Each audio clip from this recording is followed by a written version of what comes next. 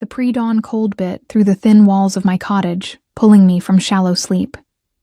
I'd grown used to waking before the sun. It was safer that way. Less chance of crossing paths with the others when they were fresh and eager to remind me of my place. The floorboards creaked their familiar morning song as I shifted beneath my threadbare quilt. And for one blessed moment, I existed in that space between sleep and waking, where loneliness couldn't quite reach me. Then I felt the warmth. My eyes snapped open. There, nestled against my ribs beneath the covers, were two small bodies radiating heat like tiny furnaces. My breath caught. Slowly, carefully, I lifted the edge of the quilt. Two wolf pups blinked up at me with eyes too aware, too ancient for their size. One was slate gray with a white blaze down its muzzle. The other was russet brown with oversized paws that promised future strength. They couldn't have been more than a few weeks old. Yet they watched me with an intelligence that made my skin prickle with instinctive recognition. Wolves, not dogs. Actual wolves, in my bed. My heart hammered against my ribs as I sat up slowly, the pups tumbling into my lap with small yips of protest. This wasn't possible. Our territory was protected, warded against wild animals. The only wolves allowed within the compound walls were... The realization hit me like winter water.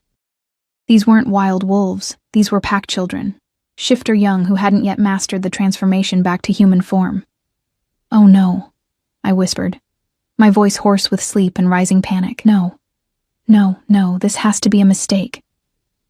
The gray pup nuzzled against my palm, making a sound somewhere between a whimper and a purr.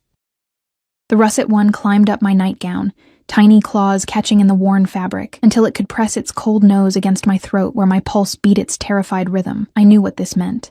Everyone in the Silver Moon pack knew what this meant, even those of us who lived on the margins, who were tolerated rather than welcomed. The Luna trials happened once every few generations, when an alpha king reached his prime, without having claimed a mate. The king would choose candidates, usually the strongest, the most beautiful, the most connected females in the pack, and his young would be sent to test them. Children knew. Even in their wolf form, especially in their wolf form, they knew who had the capacity for nurturing, for protection, for the fierce tenderness that made a true Luna, but they couldn't have chosen me. There had to be some mistake. I was Ela, the orphan girl who lived in the forgotten cottage at the edge of the western woods. My parents had been Omegas, the lowest rank, and they died when I was 7, taken by a fever that swept through the pack 12 years ago. I'd survived because old Marjorie, the healer who'd since passed herself, had kept me isolated in her cabin during the worst of it. Since then, I'd been invisible. A shadow moving through pack gatherings, serving food at festivals, mending clothes for those who threw me a few coins, growing herbs in my tiny garden to trade for bread and cheese. My blonde hair, so pale it was almost white in certain light, marked me as different, even among a pack of shifters. My small frame, my quiet voice, my tendency to flinch when anyone moved too quickly near me. These were not the qualities of a Luna. The trials were meant for females like Sienna Redclaw, whose father led the warrior class and whose beauty was legendary, or Vivian Nightshade, whose cunning had won her a place on the Alpha Council despite her youth. Or even Celeste Frost, whose ice-blue eyes and sharp tongue commanded respect in every room she entered. Not for me. Never for me. The pups squirmed in my lap, and the russet one let out a tiny howl that was probably meant to be fearsome, but came out adorable instead. Despite my panic, I felt my lips curve into a small smile. They were beautiful, these little ones, innocent in a way that adults never were, carrying no prejudice, no awareness of social hierarchy. "Your father made a mistake," I told them softly, stroking the gray one's soft fur. I'm nobody. When the sun rises, I'll take you back to the Great Hall, and we'll sort this out, okay?" The russet pup actually growled at me, and I recognized the stubborn set of its little jaw. Oh, this one would be trouble when it grew up. A knock at my door froze us all. It was barely dawn. The sky outside my single window still held that deep purple that came before true sunrise. No one came to my cottage. No one ever came to my cottage except the herb merchant once a month, and he wasn't due for weeks. Another knock, harder this time. The pups' ears flattened against their skulls, and both of them pressed closer to me, trembling. Their fear sparked something primal in my chest, something that pushed past my own terror to create a shelter with my body, curling protectively around them even as I called out. "Who's there?" "Open the door, girl." The voice was female, clipped, authoritative. I recognized it immediately. Counselor Vivian Nightshade. The Alpha King sent me to verify the placement was successful. My mouth went dry. This was real. This was actually happening. With shaking hands, I wrapped the pups in my quilt and stood, padding barefoot across the cold floor. I cracked the door open, and Vivian's sharp gaze immediately dropped to the bundle in my arms. She was beautiful in the way that winter was beautiful. All clean lines and lethal edges, her dark hair pulled back in a severe knot that accentuated her high cheekbones. She wore the formal black and silver of the council, and her expression revealed nothing. "So it's true," she said, her voice carrying an edge I couldn't quite interpret. "He actually placed them with you." "There's been a mistake," I said quickly, the words tumbling over each other. I shouldn't be. Please, I'll bring them back right now. I never meant." "There's no mistake." Vivian's eyes narrowed. "Alpha King Rowan doesn't make mistakes. He observed all the unmated females during the Harvest Moon gathering last week. He watched how they interacted with the pack children during the autumn games, and he made his choice." She paused, her gaze raking over me with an intensity that made me want to retreat into my cottage. All 3 of his choices. 3. There were 3 of us in the trials. Who are the others? The question escaped before I could stop it. "Sienna Redclaw and myself," Vivian said, and something flickered across her face. Was it resentment? Surprise? "The formal announcement will be made at noon in the Great Hall. All 3 candidates are required to attend with the children they've been entrusted with. Do not be late, Isla. The Alpha King's patience has limits." She turned to leave, but I called out, "Wait!" When she glanced back, I forced myself to meet her eyes. Why me? I don't understand why he would choose me. For a long moment, Vivian studied me with an expression I couldn't decipher. Then she said, "Perhaps that's exactly why he chose you. You don't expect it. You don't hunger for it." Her lips curved in something that wasn't quite a smile. Or perhaps he simply wants to see if you'll run. She walked away, her boots crunching on the frost-touched ground, leaving me standing in my doorway with 2 pups and a future I'd never imagined, one that terrified me more than any nightmare. I closed the door and leaned against it, my legs suddenly weak. The gray pup wiggled free from the quilt and dropped to the floor, immediately beginning to explore my small cottage with nose-to-ground intensity. The russet one remained in my arms, those 2 old eyes fixed on my face. "What am I going to do?" I whispered to it. It licked my chin, and despite everything, I laughed, a slightly hysterical sound that echoed in my empty cottage. The sun was rising now, painting my walls with fingers of golden light. I had 6 hours until the announcement. 6 hours to figure out how to present myself at the Great Hall without dying of humiliation, when everyone saw that the Alpha King had inexplicably included the orphan Omega in his Luna trials. 6 hours to pretend I was someone worthy of standing beside an Alpha King. The pups needed food first, that much was clear. I set the russet one down and moved to my small kitchen area, pulling out the dried venison I'd been saving for winter. I tore it into tiny pieces, watching as both pups attacked their breakfast with enthusiastic growls that made them sound like the fierce predators they'd someday become. While they ate, I caught my reflection in the small, cloudy mirror above my wash basin. My blonde hair hung in tangles past my shoulders. My nightgown was more patch than original fabric, and my face looked too thin, too pale, too ordinary. There was nothing special about me, nothing that would catch an Alpha King's attention. Unless Vivian was right, and that was exactly the point. I'd seen Rowan from a distance, of course. Everyone had. He'd taken the leadership 5 years ago when his father fell in battle against the Shadowfang pack, and at 28, he commanded respect through sheer presence alone. Tall and broad-shouldered, with dark hair that he wore slightly too long and eyes that were said to see through any deception. He was just, they said. Fair, but unforgiving. Strong enough to hold our territory against all threats, and completely, utterly beyond my reach. The pups finished eating and immediately began wrestling with each other on my floor, tumbling and nipping with joyful abandon.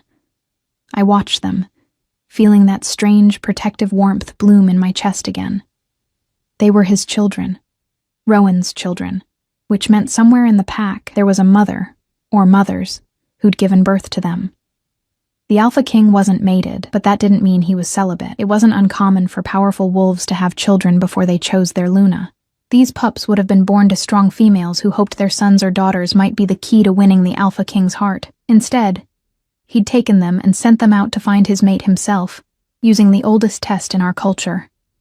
Trust the children. They know truth. They know hearts. "Why did you pick me?" I asked them softly. The gray one paused in its wrestling to look at me, head cocked. Then it padded over, climbed into my lap, and curled up with a contented sigh that said more clearly than words, "Because you're ours." The russet one followed, settling against its sibling, and within moments, both were asleep.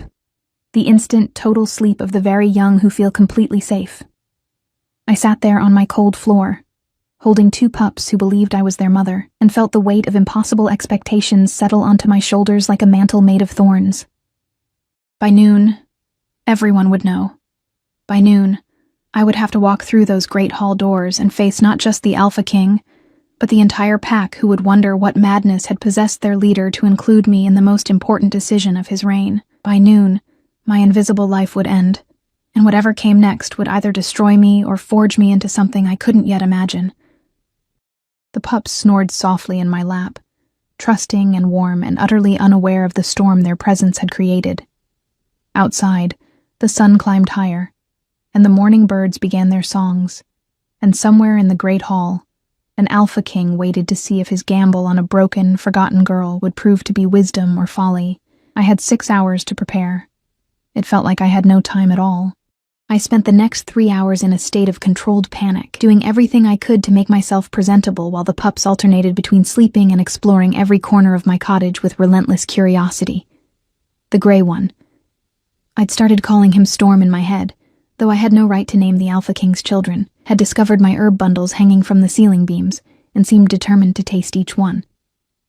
The russet one, who I'd mentally dubbed Ember for the way her fur caught the light, had claimed my only spare blanket as her personal territory and growled at Storm every time he came near it. They were already showing such distinct personalities. Storm was adventurous, fearless, constantly pushing boundaries. Ember was possessive, protective, watchful. And both of them kept returning to me, checking that I was still there, pressing against my legs, or climbing into my lap whenever I sat down. The bond was forming. I could feel it like threads being woven between us, something ancient and instinctive that had nothing to do with logic or social standing. They'd chosen me on some level that transcended pack hierarchy, and with every passing hour, the connection grew stronger, which made what was coming even more terrifying. I heated water over my small fire and washed as thoroughly as I could, scrubbing away the fear sweat and the dust of my forgotten cottage. My hair took the longest. It fell nearly to my waist, and I had to work through countless tangles with my broken comb. When it was finally clean and dry, it caught the late morning light streaming through my window, looking almost silver. My mother's hair, Marjorie used to tell me. Your mother had hair like moonlight on water. She'd been beautiful, my mother. I barely remembered her face anymore, but I remembered her gentleness, the way she'd sing while she worked. How safe I'd felt in her arms. Would I have made her proud if she could see me now? Or would she have been horrified that I was being thrust into the Alpha King's attention? My wardrobe was pitiful. 3 dresses, all of them worn and faded. The best one was a deep forest green that I'd been given 2 years ago by a pack member who'd felt charitable after I'd healed her daughter's persistent cough with the right combination of herbs. It had been fine once, probably, but years of wear had faded it and frayed the hem. It would have to do. I had nothing else. I braided my hair in a simple plait down my back. I didn't know how to do the elaborate styles the higher-ranking females wore, and splashed my face with cold water one more time, trying to bring some color to my pale cheeks. When I looked in the mirror again, I saw what I always saw, a girl who looked younger than her 19 years, too thin, too colorless, too unremarkable, but my eyes at least looked clear, determined even. If I was going to face humiliation, I would face it with my spine straight and my head high. The pups needed attention before we left. I'd fashioned a sling from a spare sheet, the kind human mothers sometimes used to carry babies against their chest. It would keep them close and secure. And more importantly, It would show the pack that I was taking my responsibility seriously, even if I didn't understand why I'd been given it. Storm went into the sling first, squirming and nipping at the fabric, before finally settling against my heart. Ember followed with less protest, as if she understood the necessity. They were warm against me, their combined weight substantial, but not unbearable. "All right," I said softly, checking my reflection one last time. "Let's go face whatever comes." The walk from my cottage to the Great Hall took 20 minutes under normal circumstances. Today it felt both endless and far too short. The path wound through the western woods before opening onto the main compound, where the important buildings clustered. The Great Hall at the center, the council chambers, the training grounds, the Alpha's residence. All of it surrounded by the homes of ranking pack members. My cottage sat far enough from the center that I could go days without seeing anyone if I chose. Now, as I walked toward the heart of pack territory with 2 pups pressed against my chest, I felt exposed in a way that made my skin crawl. I passed Miriam Ashwood hanging laundry outside her family's home. She stopped mid-motion, a wet shirt dripping in her hands, and stared at me with her mouth literally hanging open. Then she dropped the shirt and ran inside, no doubt to spread the news. By the time I reached the main square, small clusters of pack members had begun to gather, whispering behind their hands as I passed. I kept my eyes forward, my breathing steady, even as my heart tried to hammer its way out of my chest. Is that really Isla Thorne? What is she doing with the Alpha King's pups? There must be some mistake. She can't actually be in the trials.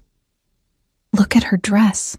Does she really think she can compete with Sienna and Vivian looking like that? The voices washed over me like cold water, each one a small cut, but I'd had 19 years of practice at being invisible, at letting words slide off me without leaving marks. I could survive this. I just had to keep walking. The Great Hall loomed ahead, its massive wooden doors carved with the history of our pack. Generations of alphas, great battles, sacred ceremonies. I'd been inside only a handful of times, always as invisible as possible, serving food or cleaning up after gatherings. Never as someone who mattered. Guards flanked the entrance, both of them shifting their weight uncomfortably when they saw me approaching. One of them, Jakob, who'd once thrown a stone at me when we were children, couldn't quite meet my eyes. "The Alpha King is expecting you," he said gruffly, pulling open one of the massive doors. The Great Hall was already filled with pack members, hundreds of them arranged in a semicircle around a raised platform at the far end. Every head turned as I entered, and the whispers rose to a dull roar that made the pups stir against my chest. I forced myself to breathe, to walk forward with measured steps even though every instinct screamed at me to run back to my cottage and hide. Then I saw them. Sienna Redclaw stood to the right of the platform, resplendent in a deep crimson dress that hugged her curves and showed off her warrior's build. Her auburn hair fell in perfect waves down her back, and she held a single pup, a large male with a distinctive black patch over one eye, with the casual confidence of someone who'd never doubted her right to be there. Vivian Nightshade stood to the left, elegant in midnight blue, her severe beauty accentuated by the simplicity of her dress. She held a small female pup with pale gray fur, cradling it like something precious but maintaining perfect posture, perfect poise.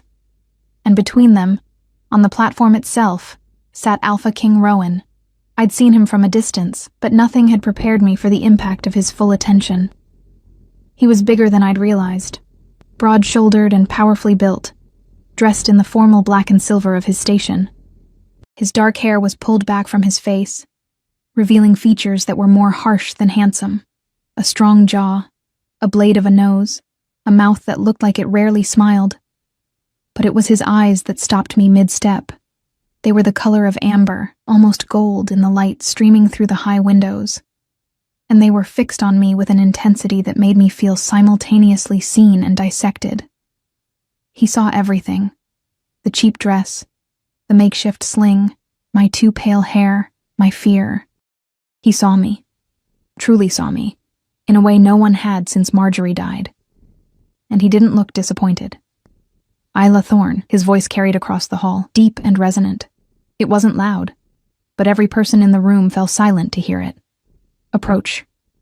My legs moved on instinct, carrying me forward even as my mind went blank with terror. The crowd parted, and I walked between them with my head up, one hand cupped protectively around the pups in their sling. When I reached the base of the platform, I stopped, and dropped into the formal bow required when addressing the Alpha King. Or I tried to. But the movement jostled the pups, and Ember let out a squeak of protest. "Rise," Rowan said. And there was something in his tone, amusement.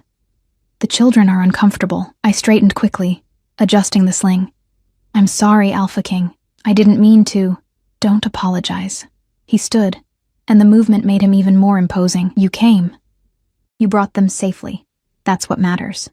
He descended from the platform, and suddenly he was right there, close enough that I could smell pine and leather, and something wild that made my wolf, my small, quiet wolf that I'd never fully shifted into, stir with recognition. Rowan reached out slowly, giving me time to flinch away if I wanted to, and gently pulled back the edge of the sling to look at the pups. Storm peeked up at him, let out a tiny yip, and then tried to climb out to reach his father. Something shifted in Rowan's expression, a softening around his eyes that transformed his harsh features into something almost tender. He carefully lifted Storm out of the sling, and the pup immediately licked his father's chin, wriggling with joy.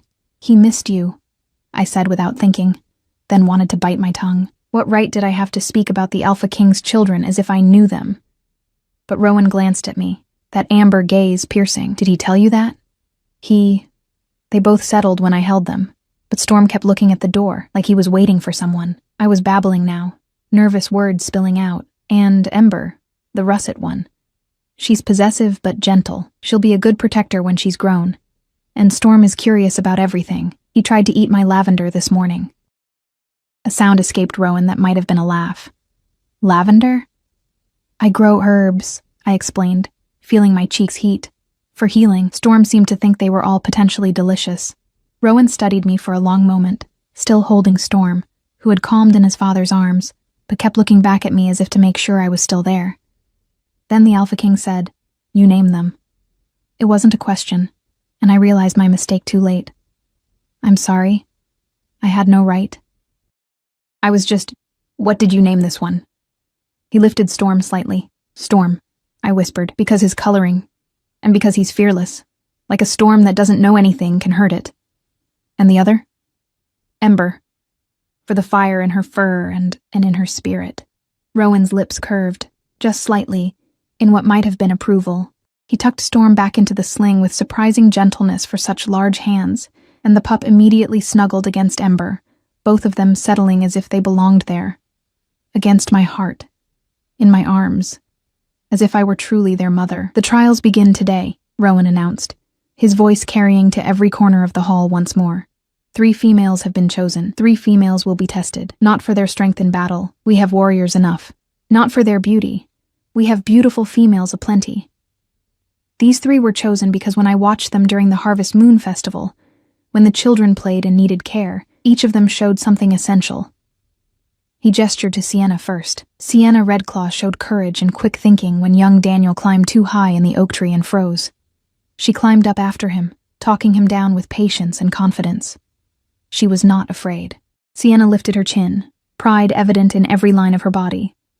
Rowan turned to Vivian. Vivian Nightshade showed wisdom when the children began fighting over who would be pack leader in their games. She sat with them and turned their conflict into a lesson about strategy and compromise. She was not reactive. Vivian inclined her head, her expression neutral, but her eyes sharp with calculation. Then Rowan turned to me, and I felt the weight of the entire pack's attention like a physical thing. And Isla Thorne showed compassion when young Sarah fell and bloodied her knee, while others moved past, uncomfortable with the child's tears. Isla stopped. She cleaned the wound. She spoke softly. She made Sarah laugh by telling a story about a brave rabbit. She was not too busy, too important, or too uncomfortable with pain to care. The silence in the hall was absolute. I couldn't breathe. I barely remembered the moment he was describing. It had been nothing. Just a crying child who needed help, but he'd seen it. He'd been watching, and he'd seen me when I thought I was invisible. "Aluna," Rowan continued, his gaze still locked on mine, "must be all of these things, courageous, wise, compassionate. Over the coming days you will all be tested. The children will choose their mother, and I will choose my mate." He turned to address the hall. "Let the trials begin." The pack erupted in a roar of approval. Or was it disapproval? I couldn't tell through the rushing in my ears. All I knew was that the Alpha King had seen me, had named me worthy of consideration, and nothing in my life would ever be simple again. The first trial was announced before the sunset that same day. We would each care for our assigned pups for 3 full days and nights in separate chambers within the Alpha's residence. We would be observed, evaluated, and at the end, the children would show their preference through the strength of the bond they'd formed. I'd never been inside the Alpha's residence. It was a sprawling stone structure built into the hillside, with wings that stretched in 3 directions and windows that caught every angle of light. Guards led us through corridors lined with tapestries depicting pack history, past chambers where I glimpsed other pack members going about important business, until finally we reached a wing that had been prepared for the trials. 3 doors, evenly spaced. 3 identical rooms, I was told, so no candidate would have advantage over another. Sienna entered her chamber first, her pup still calm in her arms, her head high. Vivienne followed, moving with that characteristic grace that made everything look effortless. Then it was my turn, and I stepped through the doorway into a space that was larger than my entire cottage. A 4-poster bed dominated one wall, covered in furs and soft linens. A stone fireplace already crackled with warmth. There was a sitting area with comfortable chairs, a desk with paper and ink, shelves lined with books, and, most importantly, a smaller bed clearly designed for the pups, padded with soft blankets and positioned near enough to the main bed that a mother could reach it easily. Luxury. This was what pack hierarchy looked like up close. "You'll have everything you need," the guard said gruffly from the doorway. "Food will be brought 3 times daily. There's a bathing chamber through that door. Someone will check on you each evening to ensure the pups are well, but otherwise you're not to leave this room until the 3 days are complete." The door closed behind him with a soft thud that felt incredibly final. I stood there, holding Storm and Ember against my chest, and felt the enormity of the situation crash over me like a wave. 3 days. 3 days alone with these pups, being watched and judged, knowing that at the end, they would choose someone, and it almost certainly wouldn't be me. How could it be me? Sienna was strong, capable, born into rank and respect. Vivienne was brilliant, strategic, the kind of female who could rule beside a king and make him stronger. And I was the girl who lived in the forgotten cottage, who knew how to make chamomile tea ease a restless sleep and how to make herself so quiet that people forgot she existed. Storm squirmed in the sling, interrupting my spiral of thoughts. Right. The pups didn't care about my inadequacies. They were hungry, probably confused about the new environment, and looking to me for comfort. I could do this part, at least. I could care for them. I set up their small bed first, arranging the blankets into a nest-like formation that would feel secure. Then I carefully released them from the sling, watching as they immediately began exploring the room with noses pressed to the floor, tails wagging. Ember found a leather ball in the corner. Someone had thoughtfully provided toys, and pounced on it with a delighted yip. Storm discovered his reflection in a polished metal panel on the wall and growled at it, hackles rising, before I scooped him up and carried him away, trying not to laugh. "That's you, silly one," I murmured against his soft fur. "You're growling at yourself." He licked my nose in response, and I felt that thread between us tighten another degree. The first meal arrived as the sun began to set. Not just food for the pups, but an elaborate dinner for me as well. Roasted meat, fresh bread, vegetables cooked with herbs I recognized, a slice of berry pie that made my mouth water. I ate mechanically, too anxious to truly enjoy it, while the pups demolished their own portions with enthusiastic growls. After dinner, I tried to settle them in their designated bed. They had other ideas. Ember climbed out immediately, padding across the floor to my bed, and scratching at the furs until I lifted her up. Storm followed, his little legs scrambling to make the jump, falling back, trying again with single-minded determination until I took pity on him and lifted him too. "You're supposed to sleep in your own bed," I told them, but they just curled up on the pillow beside where I would lay my head, snuggling together with contented sighs. Fine. Let the observers note that the pups preferred my bed. Maybe that would count for something, or maybe it would be seen as a failure to establish proper boundaries.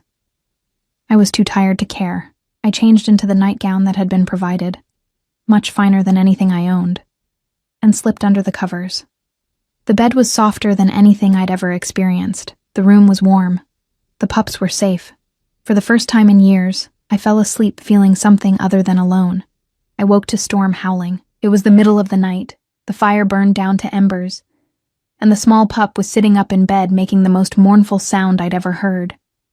Ember had pressed herself against the headboard, whimpering, her ears flat against her skull.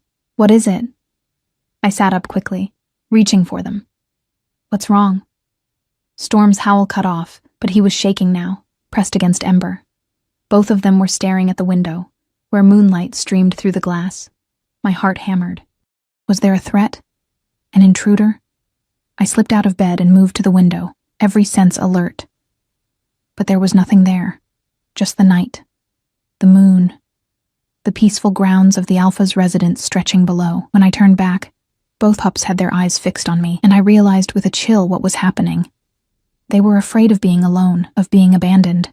These were the Alpha King's children, but they were still babies. They'd been taken from wherever they normally slept, given to strange females, moved to unfamiliar rooms. Storm's howl hadn't been about external danger.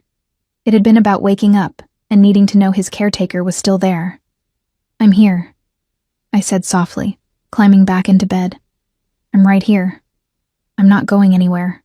I gathered them both against my chest, feeling their rapid heartbeats begin to slow. Storm made a small, questioning sound, and I started humming. An old lullaby my mother used to sing, one of the few things I clearly remembered about her. The melody filled the quiet room, wordless and gentle. Ember's breathing evened out first, her small body going heavy with sleep. Storm held out longer, as if fighting the comfort, but eventually, he too surrendered. I kept humming long after they'd fallen asleep, staring up at the ceiling and wondering if Sienna and Vivian were having similar moments in their chambers, or if their pups slept peacefully through the night, because their caretakers were more naturally suited to motherhood. The next 2 days fell into a rhythm. The pups would wake me at dawn, demanding breakfast and attention. We'd play. I'd roll the leather ball and they'd chase it, tumbling over each other in their excitement. I'd tell them stories, making up adventures about brave wolves who explored mysterious forests and protected their packs from danger. Storm loved the action stories, pouncing and growling at imaginary enemies. Ember preferred the ones where the heroes used clever thinking to solve problems, her intelligent eyes watching me as if memorizing every word. In the afternoons, when they napped, I'd read from the books on the shelves.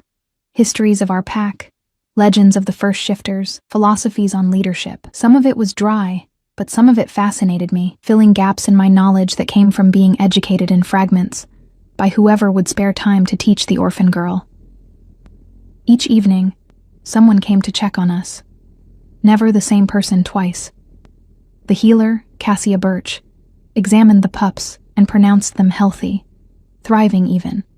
A council member whose name I didn't catch observed how they responded to my commands. Sit, stay, come, noting that they obeyed me despite their young age. And once, on the second night, Rowan himself appeared at the door.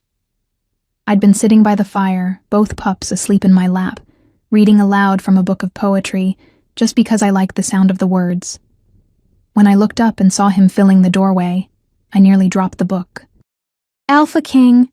I scrambled to stand, trying not to disturb the pups, and managed an awkward curtsy that made Ember grumble in protest. "Sit," he said, the command gentle but absolute. "Don't wake them." I sank back down, hyper-aware of how I must look, hair loose around my shoulders, bare feet tucked under me, the vulnerable intimacy of being caught in a private moment. Rowan stepped into the room, and suddenly the large chamber felt small. He moved to stand by the fire, looking down at the pups sleeping peacefully in my arms. "They're content with you," he observed. "They're good pups," I said quietly. "Smart. Sweet. Storm is brave to the point of recklessness, but Ember watches out for him. They balance each other, like siblings should." His amber eyes flicked to me. "You've been reading to them." It wasn't a question. He must have been told. Or perhaps he'd been listening outside the door before entering. I felt heat rise in my cheeks. I didn't know what else to do during their naps. The books were here, and I thought, I don't know. Maybe they'd like the sound of it. My mother used to read to me when I was small. Before, I trailed off, not wanting to finish that sentence. Before she died. Before I became alone. Before the fever took her, Rowan finished, his voice softer than I'd ever heard it. I remember. I was 18 when it swept through the pack. We lost 37 members in 2 weeks. I looked up sharply. You remember the fever? I remember every loss. He crouched down, bringing himself to eye level with me, and reached out to stroke Storm's fur with one finger. The pup sighed in his sleep, but didn't wake. I remember your parents specifically. Your father, Declan, saved my younger brother during a hunt when a boar charged. He stepped between them without hesitation. And your mother, Elena, made the medicine that kept half the pack alive long enough for the fever to break. My throat tightened. I didn't know anyone remembered them. I remember. His gaze held mine, and there was something in it that made my heart stutter. I also remember a small blonde girl who refused to cry at their funeral, who stood silent as stone while the pack mourned, who looked like she'd decided to become invisible rather than feel that pain again. He'd seen me. Even then, when I was 7 years old and he was the Alpha's teenage son, he'd seen me. I wasn't strong enough to stay visible, I whispered, or you were smart enough to survive the only way you could. Rowan stood, breaking the intensity of the moment. The trials aren't about strength, Isla. Not the kind most people think of. They're about finding someone who can stand beside me when everything is falling apart and still hold the center. Still remember that our pack is made of individuals, each one mattering, even the invisible ones. He moved toward the door, then paused. Storm howled last night. I heard it from my chambers. My stomach dropped. Of course he'd heard. His rooms were probably in this same wing. I'm sorry. He was frightened, and I don't apologize. I came to check on you both, but by the time I reached your door, you were humming that lullaby and they'd settled. He looked back at me over his shoulder. Sienna's pup didn't make a sound last night. Neither did Vivian's. But I wonder if that's because they didn't need comfort, or because their caretakers didn't hear them ask for it. He left before I could respond, the door closing softly behind him. I sat there by the dying fire, the pups warm in my arms, and felt something shift inside me, a tiny spark of possibility that maybe, just maybe, I wasn't as inadequate as I'd always believed. On the morning of the third day, a guard came to escort us to the Great Hall. The other candidates would be there with their pups, and the first trial would conclude with the children showing their choice. I dressed in my green dress again. It had been cleaned and mended overnight by some unseen servant, and arranged my hair in the same simple braid. Then, I settled Storm and Ember into their sling, and they pressed against my heart as if they belonged there. Ready? I asked them softly. Ember licked my chin. Storm yipped. I took that as a yes. The walk through the Alpha's residence felt different this time. Pack members stopped to stare as I passed. But there was something new in their expressions. Not just shock or disdain, but curiosity. Speculation. As if they were seeing me as an actual possibility rather than a bizarre mistake. The Great Hall was even more crowded than it had been 3 days ago. Every pack member who could attend was there, crammed into every available space, their voices creating a din that made the pups press closer to me. Sienna was already positioned on one side of the platform, her pup looking healthy and well-groomed in her arms. Vivian stood on the other side, her pup appearing equally content. And in the center, once again, sat Alpha King Rowan on his throne. When I entered, his eyes found me immediately across the crowd, and something passed between us, an acknowledgement of that midnight conversation, of things said and unsaid. I took my place between the other candidates, my heart racing, and waited for whatever came next. Rowan stood, and the hall fell silent. The first trial is complete, he announced. 3 females have cared for 3 pups for 3 days and nights. Now we see what the children have learned. He descended from the platform and gestured for us to release the pups. This was it.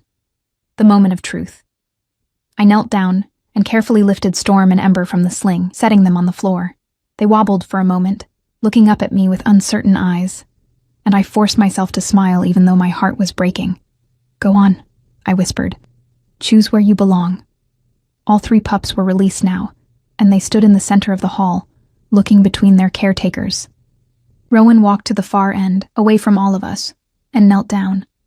Come, he called to them, his voice carrying. The pup with the black patch, Sienna's charge, immediately bolted toward Rowan, nearly tripping over his own paws in his eagerness to reach his father. Rowan caught him with a smile, setting him aside. Vivian's pale gray pup followed more cautiously, taking measured steps, reaching Rowan and sitting primly at his feet. Storm and Ember didn't move. They stood there looking at Rowan, then back at me, then at Rowan again. Storm whined, a questioning sound that tore at my heart. Ember paced in a small circle, agitated. "Come," Rowan called again, more firmly. Storm took 2 steps toward his father, then stopped and looked back at me. His little face was so expressive, so torn between the male who'd sired him and the female who'd cared for him. I couldn't stand it. "Go to your father, Storm," I said, my voice cracking. "It's okay. Go on." But Ember had made her decision. She turned away from Rowan and padded back to me, pressing against my legs and looking up with those ancient eyes that said clearly, "This one. This is my mother." Storm watched his sister, then looked at Rowan one more time. The Alpha King's expression was unreadable, but he didn't call again. He just waited, letting his son choose. And Storm chose. He let out a little howl, not mournful like that first night, but determined, and ran back to me, joining Ember at my feet. The hall erupted in shocked whispers. Both of my pups had chosen me over their own father. They had bonded so completely in 3 days that they refused to leave my side. Rowan stood slowly, his face showing nothing. He looked at the other 2 pups, both of whom had obeyed his call, and then at Storm and Ember, pressed against my legs. When his gaze lifted to mine, I couldn't breathe. I'd failed. He'd called his children, and mine had refused him. That had to be a failure, a sign that I'd done something wrong, created an unhealthy attachment. But then Rowan smiled, a real smile that transformed his entire face and made him look years younger. "Well," he said, his voice carrying across the silent hall, "it seems we have our answer." The reaction in the Great Hall was immediate and chaotic. Some pack members cheered, others looked scandalized, and still others whispered furiously among themselves as if trying to make sense of what they'd just witnessed. Through it all, Storm and Ember remained pressed against my legs, occasionally looking up at me as if to confirm I was still there, still theirs. Rowan raised his hand, and silence fell like a curtain dropping.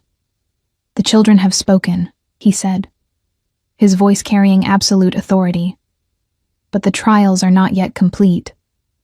There will be 2 more tests before a final decision is made." He gestured to Sienna and Vivian. "You have both shown capability and care. Your pups responded to my call, showing healthy attachment to their father while trusting in your provision. This is good. This is what we hope to see." Then his amber eyes fixed on me, and I felt pinned in place by their intensity. Isla's pups chose differently. They bonded so deeply that they refused even their father's command to prioritize their connection to her. This is either a profound success or a concerning failure. He paused, letting the weight of those words settle over the room. The next trial will reveal which. I wanted to ask what he meant, wanted to defend myself or explain. But my throat was too tight, and my legs felt weak. Storm whined softly, sensing my distress, and I forced myself to breathe slowly, to project calm I didn't feel. "The second trial begins tomorrow at dawn," Rowan continued. "Each candidate will join a hunting party and demonstrate how they handle themselves outside the safety of our walls. Our territory faces threats, from rogues, from rival packs, from creatures that see us as prey rather than predators.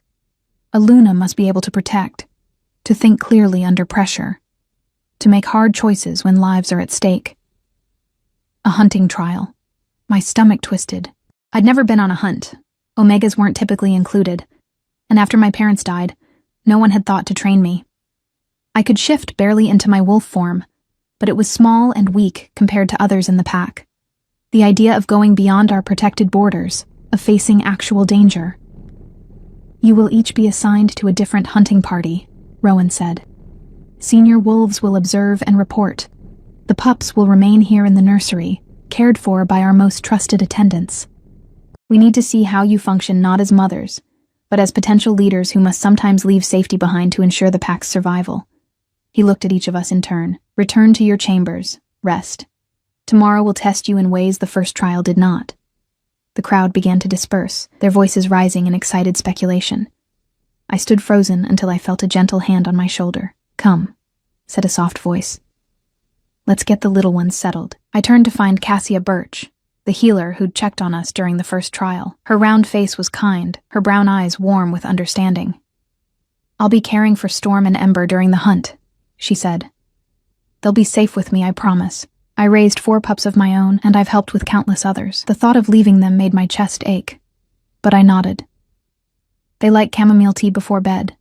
Just a little, mixed with warm milk. And Storm needs his belly rubbed or he can't settle. And Ember prefers to sleep on the left side, near the wall, where she feels protected." Cassia smiled. "I'll remember. They're lucky to have someone who notices such things." I knelt down, gathering both pups into my arms one more time. They licked my face enthusiastically, tails wagging, completely unaware that tomorrow I'd be facing something I was wholly unprepared for. "Be good," I whispered to them. "I'll come back. I promise I'll come back." Storm cocked his head, those intelligent eyes searching my face. Ember pressed closer, a small whine escaping her throat. Cassia gently took them from me, cradling one in each arm with practiced ease. "Go rest, Isla. They'll be fine. And you need to be sharp tomorrow." I watched them being carried away, Storm looking back over Cassia's shoulder until they disappeared through a doorway. The sense of loss was disproportionate to the few days I'd known them. But the bond we'd formed felt as real as anything I'd ever experienced.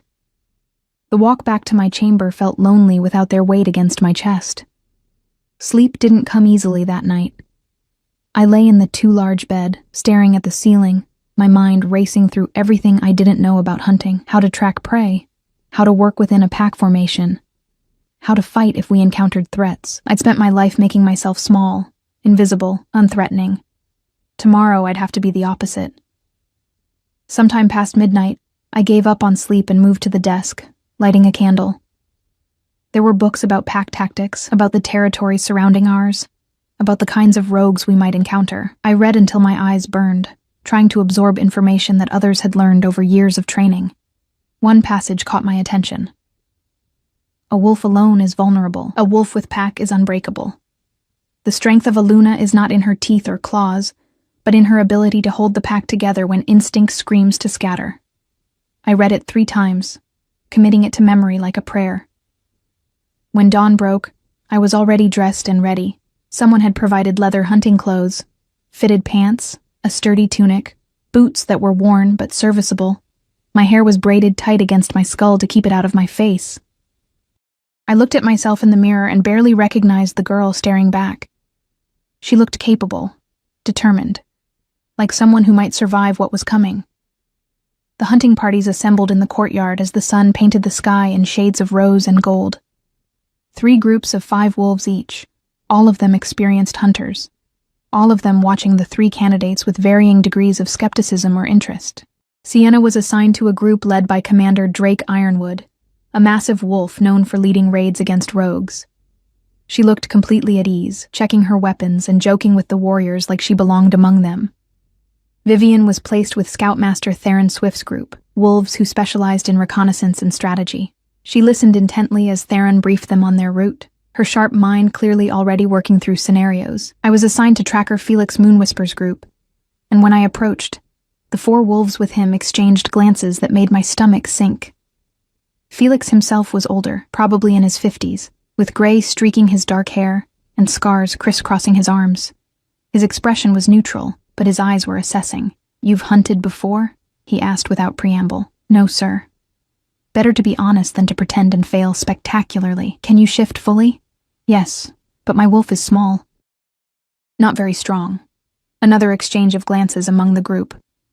One of them, a younger male with copper-colored hair, muttered something under his breath that sounded like, "This will be interesting." Felix held up a hand, silencing them. "Doesn't matter what size you are if you're smart and you listen. Our job today is to patrol the northern border where we've had reports of rogue activity. We track. We assess. We report. We only engage if absolutely necessary." He looked directly at me. "Your job is to stay alive and stay with the group. Can you do that?" "Yes, sir." "Then let's move." The shift happened simultaneously for all of us. I felt my bones begin to crack and reform, felt fur ripple across my skin, felt my senses explode outward as my wolf took over. It hurt. It always hurt for me, more than it should. But I gritted my teeth through it and let the transformation complete. When I opened my eyes, the world had changed. Colors were muted, but movement was sharper. Scents flooded my nose: pine, earth, the distinct musk of my packmates, the lingering smell of breakfast from the kitchens. My hearing picked up sounds from hundreds of yards away, but I was also acutely aware of my size. Felix's wolf was huge, easily twice my mass, with powerful shoulders and jaws that could crush bone. The others weren't much smaller, and I looked like an adolescent next to them, pale-furred and delicate. Felix's wolf bumped against mine, a gesture that meant stay close, and then we were running. The border patrol took us through familiar woods that quickly became unfamiliar territory. We moved in formation, Felix in front, 2 wolves on the flanks, 1 guarding the rear, and me in the center, where I'd be most protected. It was both humiliating and practical. For the first hour, nothing happened. We covered ground quickly, Felix occasionally stopping to sniff the air or examine tracks in the soft earth. The rhythm of running felt good, natural, my muscles finding a cadence that didn't tire too quickly. Then Felix stopped abruptly, his body going rigid. The rest of us froze. I tasted the air, trying to understand what he sensed, and caught it. A scent that was wrong. Not pack, not prey animal, but something that made my hackles rise instinctively. Rogue wolves. Felix gestured with his muzzle, a complex series of movements that the others understood immediately. They shifted positions, creating a defensive formation. One of them nudged me toward a fallen log, indicating I should get behind it. Every instinct screamed at me to obey, to hide, to let the capable wolves handle this. But I remembered that passage from last night. The strength of a Luna is not in her teeth or claws, but in her ability to hold the pack together when instinct screams to scatter. I stayed in formation, pressing close to the wolf beside me, the copper-haired one who doubted me earlier. He glanced at me, surprised, but didn't push me toward the log again. The rogues emerged from the tree line slowly. 3 of them, mangy and lean, their eyes showing the madness that came from living outside pack structure for too long. They were smaller than Felix's group, but rogues fought with desperate ferocity that made them dangerous. Felix growled a warning, a deep rumble that said leave or face consequences. The rogues' answer was to spread out, circling, looking for weakness. They found it when they spotted me. The largest rogue lunged, going straight for me as the easiest target. Everything happened fast. The copper-haired wolf beside me intercepted, meeting the rogue mid-leap with a clash that sent both of them tumbling. The other 2 rogues attacked simultaneously, and suddenly Felix's orderly formation shattered into chaos. I dodged the snapping jaws of a rogue that broke through our defense, my smaller size making me quicker if not stronger. Fear made my heart pound, but underneath it, something else rose. A fierce protectiveness for these wolves who'd kept me safe, who were now bleeding because the rogues had targeted me. The copper-haired wolf yelped in pain. The rogue had him pinned, teeth going for his throat. I didn't think. I just moved. I was smaller, weaker, but I was also faster, and the rogue wasn't expecting me to attack. I hit him from the side, my teeth finding purchase in his shoulder, tasting blood and feeling him snarl in surprise. It was enough. The copper-haired wolf twisted free, and together we drove the rogue back. Felix and the others had dealt with the other 2 rogues, who were now fleeing back into the trees, wounded and knowing they'd lost. Our rogue tried to follow, but Felix cut him off, and the choice was clear: submit or die. The rogue submitted, belly up, throat exposed. Felix held him there for a long moment, establishing dominance, then released him with a final warning snap near his ear. The rogue scrambled away, limping, and disappeared into the forest. Silence fell, broken only by our panting breaths. The shift back to human form was worse when you were hurt. I felt it as my body reformed, felt new aches in places I'd been jostled or struck without realizing. But I was whole. We all were, though the copper-haired wolf had a nasty gash on his shoulder that was bleeding steadily. "Well," Felix said, his human voice rough, "that was educational." He looked at me with something new in his eyes, not quite respect, but no longer dismissal. "You were supposed to stay safe," he said. "He was going to kill him," I replied, gesturing to the copper-haired wolf who was pressing a hand against his bleeding shoulder. "I couldn't just watch." "No," Felix said slowly. "I suppose you couldn't." The copper-haired wolf, His name was Ryan, I learned, met my eyes. Thank you. That was either very brave or very stupid. Probably both, I admitted. Felix barked a laugh. Come on. Let's get Ryan patched up and report back. I think the Alpha King will be interested to hear about this. As we made our way back toward pack territory, moving slower to accommodate Ryan's injury, I noticed the wolves no longer kept me in the protected center. I ran with them, beside them, as if I belonged. It was a small thing, but it felt like everything. We returned to the compound as the sun reached its peak, and the courtyard was already buzzing with activity. The other 2 hunting parties had arrived before us, and I could see Sienna standing tall and unmarked, laughing with Commander Drake's group. Vivienne looked composed as always, though there was dirt on her clothes that suggested her patrol hadn't been entirely uneventful. Then they saw Ryan's shoulder, still bleeding despite the makeshift bandage we'd fashioned from strips of his shirt, and the conversation died. Rowan appeared from the great hall, his expression darkening as he took in our group. His eyes swept over each of us, lingering on Ryan's wound, then landing on me with an intensity that made me want to both step forward and retreat. Report, he commanded, his voice carrying across the courtyard. Felix stepped forward. We encountered 3 rogues at the northern border, Alpha King. They attacked when they identified the weakest member of our group. His gaze flicked to me, and I felt my cheeks burn with shame. The candidate engaged when Ryan was compromised. Her intervention allowed him to recover position. No permanent damage to our pack, all rogues driven off or subdued. The silence that followed was crushing. I could feel every eye on me, could sense the judgment forming, the weak Omega who'd needed rescuing, who'd put the hunting party at risk just by being there. But Rowan's response surprised me. Ryan, he called out, what's your assessment? Ryan straightened despite his obvious pain. She saved my life, Alpha King. The rogue had me pinned. I was seconds from a torn throat when she attacked from his blind side. She's small, but she's fast, and she didn't hesitate. He paused, then added, she fights for pack. That's what matters. Rowan nodded slowly, his gaze never leaving my face. Cassia, see to Ryan's wound. The rest of you, dismissed to your quarters. We'll convene tomorrow for the final trial. As the crowd dispersed, Rowan approached me. Up close, I could see the tension in his jaw, the way his hands flexed at his sides as if restraining himself from some action. You could have died, he said quietly, his voice for my ears alone. So could Ryan. Ryan is a trained warrior who knew the risks. You're... what? I interrupted, surprised by my own boldness. Not worth protecting? Not capable of making my own choices? I saw a packmate in danger and I acted. Isn't that what you're looking for in a Luna? Someone who won't abandon wolves just because it's dangerous? His amber eyes blazed with something I couldn't name. It's also what got your father killed. He stepped between my brother and that boar, and it cost him everything. Cost you everything. The words hit like a physical blow. You think I don't know that? You think I don't live with that every day? My voice cracked, but I forced the words out. But he made a choice. He chose to protect someone weaker. And maybe that's why I'm still here. Because he showed me that's what matters. Not staying safe. Not staying invisible. Protecting pack.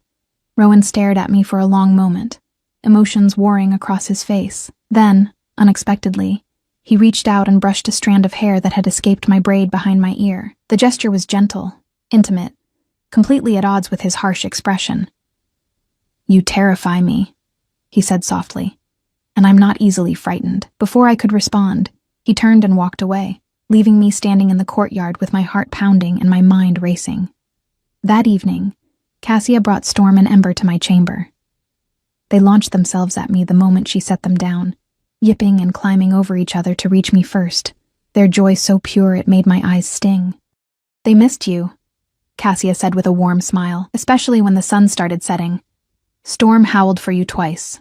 I gathered them both into my arms, feeling their small hearts beating against mine, feeling the bond snap back into place like a rope that had been stretched but not broken. Did you hear? Cassia asked, settling into one of the chairs. About what you did today? I'm sure everyone heard. They're talking about it. Some say you were reckless. Others say you were brave. She leaned forward, her expression serious. But what they're all saying, Isla, is that you fought for pack. That when it mattered, you didn't think about yourself. You thought about saving a packmate. I just reacted, I said, stroking Ember's soft fur. There wasn't time to think. That's exactly it. Cassia's eyes were knowing. When there's no time to think, we show who we really are, and you showed everyone that underneath that quiet, invisible exterior, you have the heart of a Luna. After she left, I sat with the pups and tried to process everything that had happened.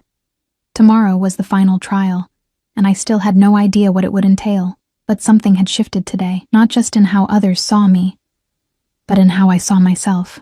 Maybe I wasn't as weak as I'd always believed. Maybe survival wasn't just about staying small and quiet. Maybe it was also about knowing when to stand up, when to fight, when to refuse to let fear make your choices for you. Storm climbed up to lick my face, and I laughed despite my exhaustion. What do you think, little warrior? Can I do this? His answering yip sounded distinctly like yes. The final trial was announced at dawn, a formal council session where each candidate would be questioned about their vision for the pack's future. It would be held in the Great Hall with every ranking member present, and our answers would determine who the council supported as Luna. I'd never spoken in front of the council. I'd never spoken in front of any large group. The thought of standing before them, of having my words scrutinized by wolves who'd barely acknowledged my existence until a week ago, made my stomach churn with anxiety. But I had no choice. This was the final test. We gathered in the Great Hall as the morning sun streamed through the high windows. The council sat in a semicircle on the raised platform, 12 wolves who represented different aspects of pack life. Warriors, healers, scholars, traders, scouts, and in the center, in the Alpha's seat, sat Rowan, watching with those unreadable amber eyes. Sienna went first. She spoke confidently about strengthening our warrior training, about expanding our territory, about building alliances through shows of force. Her vision was clear, decisive, focused on external strength. The council nodded approvingly. Several asked clarifying questions, which she answered with the ease of someone who'd been raised understanding pack politics. Vivian went second. She discussed internal organization, improving our trade networks, establishing better communication systems between pack families. Her vision was intelligent, practical, focused on efficiency and structure. Again, approving nods. The council clearly respected her strategic mind. Then it was my turn. I stood before them in my simple green dress, my blonde hair braided plainly, my hands trembling slightly at my sides. Every eye in the hall was on me, and I felt the weight of their expectations. Or rather, their lack of expectations. Isla Thorne, Council Elder Miriam Ashwood said, her voice formal. What is your vision for this pack's future? I took a breath, thinking about Storm and Ember sleeping peacefully in the nursery, thinking about Ryan bleeding in the forest, thinking about all the years I'd spent invisible, and all the wolves who were still invisible, because no one looked at them. My vision, I said, and my voice was quieter than Sienna's or Vivian's, but it was steady, is a pack where no one has to be invisible to survive. Murmurs rippled through the hall. I pressed on. I've listened to both previous candidates, and they're right. We need strong warriors. We need good organization. These things are essential. I met Rowan's gaze. But we also need to see each other, really see each other. Not just the wolves who are strongest or most useful, but all of us. The pack already cares for its members, Counselor Theron Swift said, his tone skeptical. We have systems in place. Do we? I asked gently. Because I spent 12 years living alone in a cottage at the edge of our territory, and no one checked if I had enough food or if I was safe or if I needed help. I wasn't being punished. I just didn't matter enough to notice. The silence that fell was uncomfortable. Good. I'm not saying this to complain, I continued. I'm saying it because I can't be the only one. How many other wolves are we not seeing? The elderly who live alone and might need help but are too proud to ask. The young who don't fit the warrior mold but have other gifts. The injured who need more than physical healing. The grieving who need more than time. I looked around the hall, meeting eyes, letting them see me seeing them. Aluna's job isn't just to stand beside the Alpha King. It's to hold the pack together, all of it.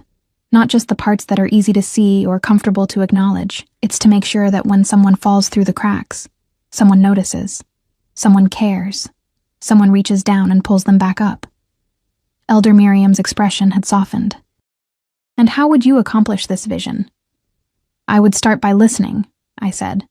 by going to the edges of our territory, to the forgotten places, and asking what people need. I would organize support networks, matching those who have resources with those who need them. I would make sure our children know they're valued for more than their fighting ability.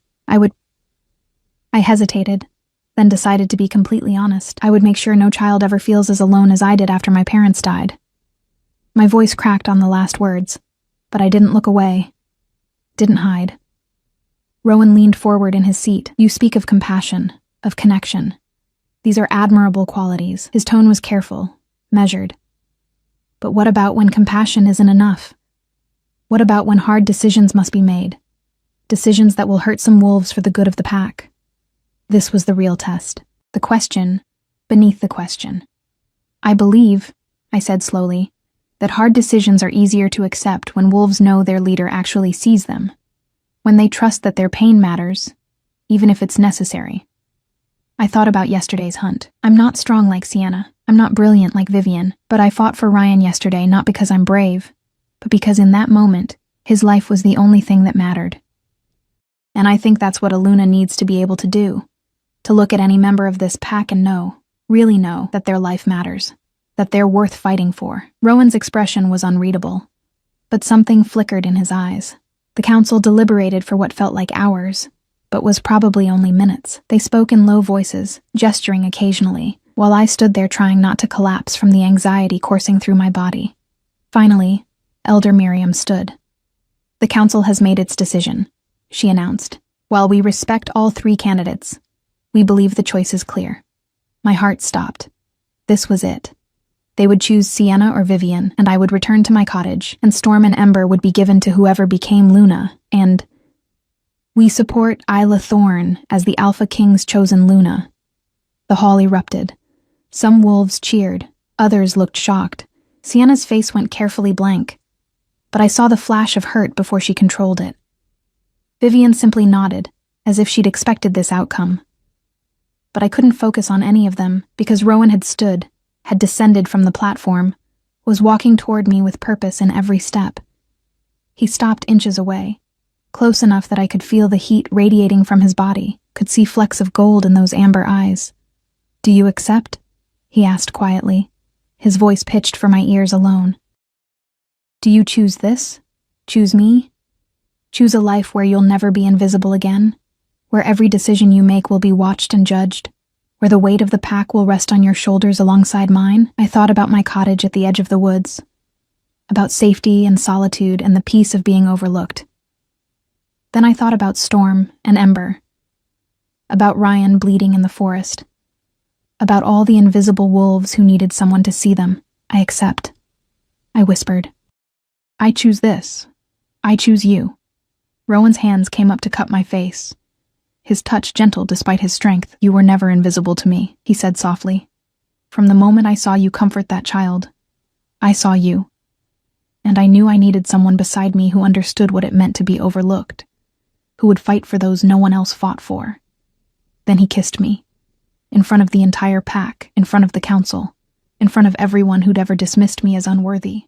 And when he pulled back, his eyes held a warmth that transformed his harsh features into something beautiful. "My Luna," he said, loud enough for everyone to hear. "My mate. My equal." The pack roared its approval, and somewhere in the nursery, I heard two small howls join the celebration. Storm and Ember, recognizing their mother had been chosen, that we were family now, all of us together. The mating ceremony happened 3 days later, under the full moon, with the entire pack as witnesses. I wore a dress of silver and white, my blonde hair left loose to catch the moonlight. Rowan stood beside me in formal black. And when we made our vows, when the pack bond snapped into place, making me not just Luna, but truly part of the collective consciousness of every wolf present, I felt complete for the first time since my parents died. Storm and Ember, officially named now, my right as their mother, stood at our feet during the ceremony, small but present, a symbol of the family we were creating. After the formal parts ended and the celebration began, Rowan pulled me aside to a quiet corner of the grounds. "I need to tell you something," he said, his expression serious. "About why I really chose you." My stomach tightened. "What do you mean?"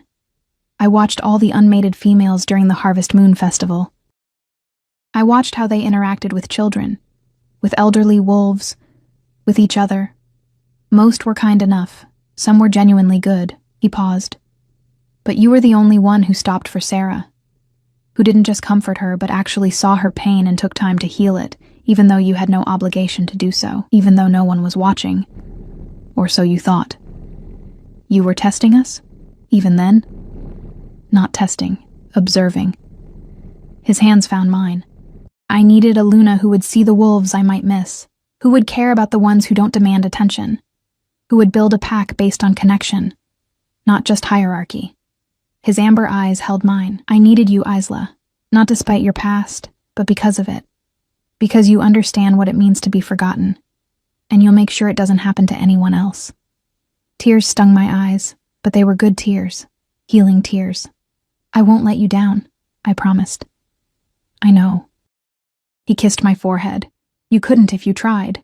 The months that followed were a whirlwind of learning and growing. Rowan taught me about pack leadership, about politics and strategy. But he also learned from me, learned to slow down, to listen more carefully, to notice the quiet wolves who stood at the edges of gatherings. Together, we established the Luna's Network, a system where wolves could request help anonymously, where resources were shared, where no one fell through the cracks. I visited every corner of our territory, learning names and stories, making sure everyone knew they mattered. Storm and Ember grew quickly, their personalities becoming more distinct with each passing week. Storm became my shadow, following me on my rounds, his curious nature making him beloved by everyone he met. Ember preferred to stay close to Rowan, learning strategy and leadership with the same careful observation she'd shown since birth. Sienna and Vivian both found their places. Sienna became Commander Drake's second, leading our warriors with courage and skill. Vivian joined the council officially, her strategic mind proving invaluable. They'd both been gracious about the trial's outcome, and over time, we developed a mutual respect that grew into genuine friendship. And my cottage at the edge of the woods, we kept it. On difficult days, when being Luna felt overwhelming, Rowan and I would go there with the pups and remember where we'd started. Remember that strength came in many forms, and that sometimes the most powerful thing you could do was simply refuse to stay invisible. One evening, almost a year after the trials, I stood on the Alpha's residence balcony, watching the sun set over our territory. Storm and Ember were wrestling on the grounds below, their play-fighting making me smile.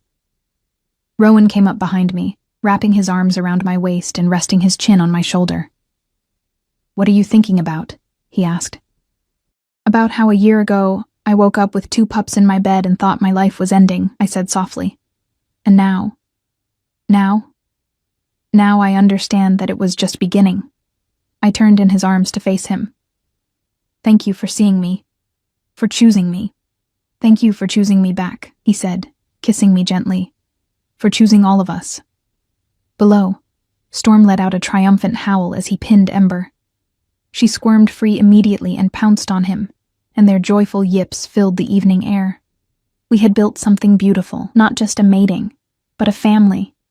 Not just a leadership, but a pack that truly saw and valued every member. And as the moon rose over our territory, painting everything in silver light, I knew with absolute certainty that I was exactly where I belonged.